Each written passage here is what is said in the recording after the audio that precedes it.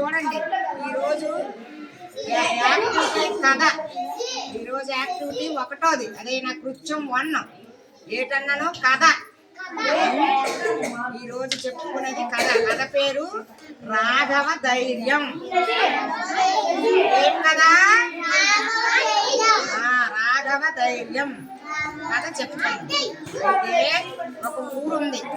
ఆ ఊరిలో అందమైన ఇల్లు ఉంది. ఏముంది? అందమైన ఇల్లు ఉంది.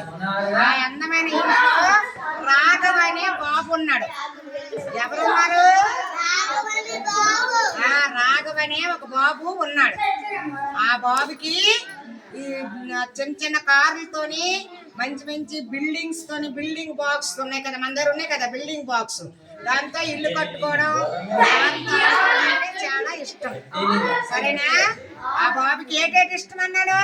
కూర్చో, చూపిస్తాను. ఏమేమి ఇష్టం అన్నాను? బిల్డింగ్ బాక్స్ తో ఇల్లు కట్టుకోవడం ఇష్టం. అయితే ఒకరోజు ఆ బాబుకి, రాఘవకి వాళ్ళ అమ్మా నాన్న పిలిచారు. ఎవరికి పిలిచారు? వాళ్ళ అమ్మా నాన్న ఎవరికి పిలిచారు? వెరీ గుడ్, రాఘవకి పిలిచారు. దగ్గర కూర్చొని పెట్టుకొని చెప్పారు, నువ్వు నీ మనసుకి ఎలా నచ్చితే అలా చెయ్యు, ఆలోచించుకొని. తర్వాత నీ శరీరాన్ని శుభ్రంగా ఉంచుకో. అంటే శరీరాన్ని అంటే ఒంటిని శుభ్రంగా ఉంచుకోవాలి. మట్టిలో ఆడడం, మా ఒళ్ళంతా ఇది చేసుకోవడం అలా చేయకుండా శుభ్రంగా ఉంచుకోమన్నారు. అప్పుడు రాఘవ అన్నాడు, అలాగే చెప్పాడు. తర్వాత అమ్మా నాన్నలని, స్నేహితులని ఇలాగా కౌగులించుకో, అంటే హట్ చేసుకో, నీకు సురక్షితంగా అనిపిస్తుంది, ఆ యొక్క స్పర్శతోని హ్యాపీగా ఉంటావు అనిపిస్తుంది అని చెప్పారు వాళ్ళ అమ్మా నాన్న. ఏం చెప్పారు? స్నేహితుల్ని అంటే ఫ్రెండ్స్ ని, తర్వాత అమ్మా నాన్న అందుకుంటే ఆ స్పర్శతో హ్యాపీగా ఉంటదని చెప్పారు. అప్పుడు అలాగని రాఘవ అలాగని చెప్పాడు. ఎవరైనా నీకు అరక్షితంగా ఉంటే, అంటే అసౌకర్యంగా ఉంటే, అంటే నీకు నచ్చని వ్యక్తులు కానీ నిన్ను కౌగిలించుకుంటే నువ్వు వాళ్ళని వద్దు అని చెప్పు అని చెప్పారు. ఏం చెప్పారు? అక్షయ సరే కూర్చో. ఏం చెప్పారు? వద్దు అని చెప్పారు. సరేనా? అలాగనేసి రాఘవ కూరుకున్నాడు.